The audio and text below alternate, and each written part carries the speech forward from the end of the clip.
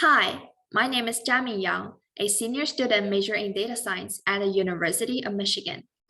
In this video, I'm presenting my honors capstone project advised by Professor David Juergens in School of Information, titled Empathy Alignment in Online Communities.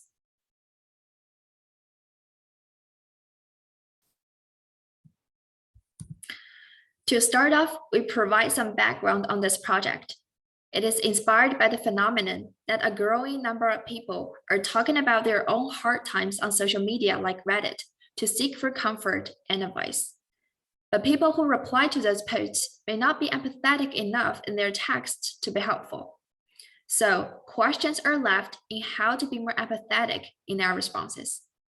We refer to the appraisal theory, which is a psychology theory that characterizes the trigger of emotions into several dimensions. This will help us find the alignment between conversations where the response is closely related to the post, and this alignment can be a sign of empathy. So, what is the appraisal theory? It basically says that emotions come from our descriptions or evaluations of one aspect of our experience. 6 dimensions are proposed to be used to describe those experiences: pleasantness, anticipated effort, situational control, self-other agency, attentional activity, and certainty. For example, pleasantness. Sentences like, "I'm so excited to see that happen," or "I'm so sad about it," or describe how people enjoy or not the current situation. In this project, we'll use target to represent the person who is experiencing an event or in a situation, and observer to represent the person who is responding to the target. And we say that empathy occurs when the observer appraises the target situation in the same way that the target appraises it. And the alignment is defined as the observer is appraising the same subject in the same dimension as the target did. For example, the target said, "I start falling into a horrible pit," and the aligned comment could be, "It's okay to take time to grieve over something like that." The data we used comes from Reddit comments. To approach the problem, we need paired target and observer texts, and also annotations on the alignment between the two. So first, the paired data. We have 246 pairs of filtered high empathy data from the empathy dataset published in 2020, constructed from previous years. We also extract the 2019 to 2021 data and train 2 classifiers, the distress classifier and the condolence classifier, to filter those useful comment pairs. Then we try to construct the annotated ones. The label we use contains 6 dimensions in the appraisal theory that mentioned earlier, with 2 extra labels: advice and objective experience. This is the website that we built to compare different annotations from all annotators. And we can see that even if there's only one sentence, there's quite a lot of disagreements between annotators.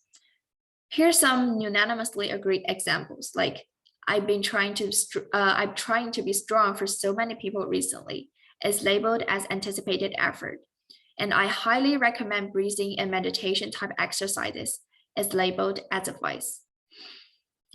However, this task is much more difficult than it seems to be due to the complexity of language. Say these 2 small paragraphs, they're exactly the same, except the last sentence, and they end up with 2 different labels, because they tend to have different focus when phrasing. Saying "we just wouldn't want to do long distance" shows more of the control side of the situation, where the target expresses his or her willingness to do something. But saying "it's hard to do long distance" will focus more on the difficulty of dealing with the current situation. There's a lot more. Here, we provide some examples. The implicit expression, "My cat died yesterday, I get this." It's definitely sad if we infer from the language, but there's no explicit sentimental words. Second, the ambiguity.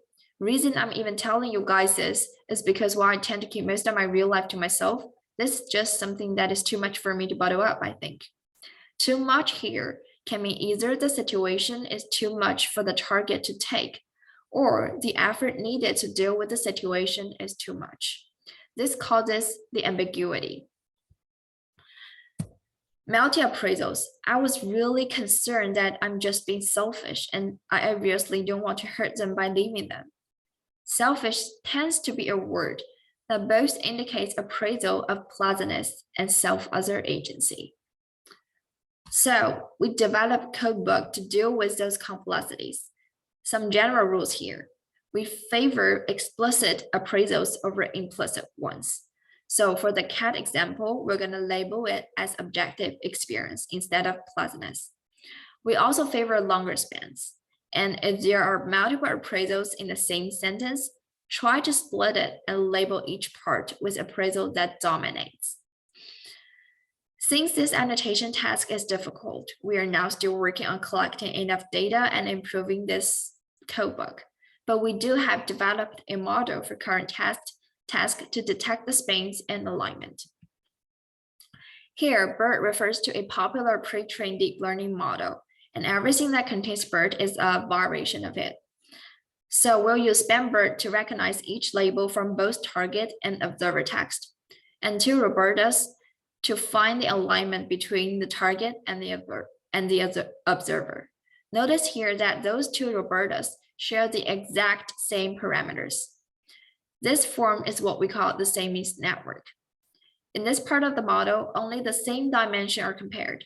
In other words, pleasantness in target is compared with the pleasantness in observer, but not other dimensions like anticipated effort in observer. By calculating the similarity between those two outputs, we can conclude if two appraisals of the same dimension, one from the target and one from the observer, are alike. For future work, we'll expand the current dataset and improve annotation codebook for clearer guidance, and probably try on heuristic methods for labeling dataset, and also train and improve the design model to check the performance and prepare for future analysis. That's all for the presentation. Thank you for listening.